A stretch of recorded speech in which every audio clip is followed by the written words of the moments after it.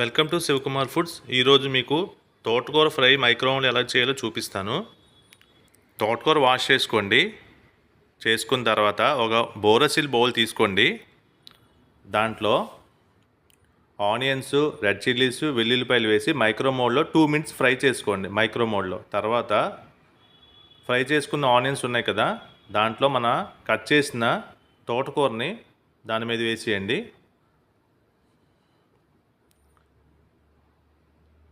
అలాగేసి micro mode on చేసుకోండి. 10 minutes time పెట్టండి. మనం 10 minutes పెట్టాం కదా, ఇప్పుడు ఒక 1 minute అయిపోయిన తర్వాత బయటికి తీసి కొంచెం అలాగా ఒకసారి కలపండి. కలిపి మళ్ళీ లోన ఒకసారి పెట్టియండి. మళ్ళీ అలా టర్న్ టేబుల్ ఉంది కదా, అలాగా దాని బౌల్ పెట్టి మళ్ళీ కంటిన్యూ చేసేయండి. స్టార్ట్ బటన్ నొక్కితే మళ్ళీ కంటిన్యూ అయిపోతుంది.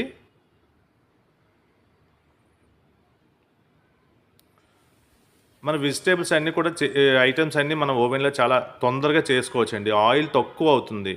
అదే స్టవ్ మీద అనుకోండి ఆయిల్ ఎక్కువ అవుతుంది. దానివల్ల ఆయిల్ కన్జంప్షన్ చాలా తక్కువ పడుతుంది. మన హెల్త్కి కూడా మంచిది.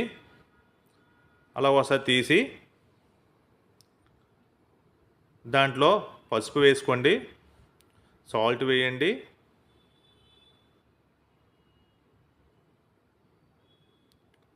మళ్ళీ ఒకసారి అలా కలపండి. కలిపి మళ్ళీ పెట్టండి, లోన పెట్టేసి మళ్ళీ కంటిన్యూ చేయండి.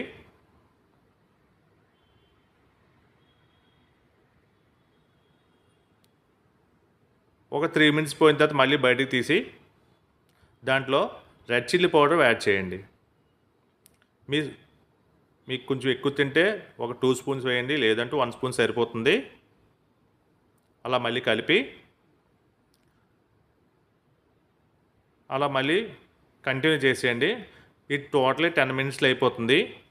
ఇలాగే వెజిటేబుల్స్ అన్నీ కూడా మనం మైక్రోవేవ్లో ఈజీగా కుక్ చేసుకోవచ్చు. ఆయిల్ తక్కువ అవుతుందండి, హెల్త్ కూడా బాగుంటుంది. నెక్స్ట్ ఏంటంటే తోటకూర అనేది మనం స్టవ్ మీద చేస్తే కలర్ అనేది చేంజ్ అవుతుంది. దీంట్లో కలర్ చూసారా, గ్రీన్ కనబడుతుంది. కలర్ చేంజ్ అవ్వదు, విటమిన్స్ లాస్ అవ్వరు, ప్రోటీను అన్నీ కూడా ఉంటాయి. పిల్లలు చాలా ఇష్టంగా తింటారు. ఈ వీడియో నచ్చినట్లయితే లైక్ చేయండి, షేర్ చేయండి, సబ్స్క్రైబ్ చేసుకోండి. Thank you for watch.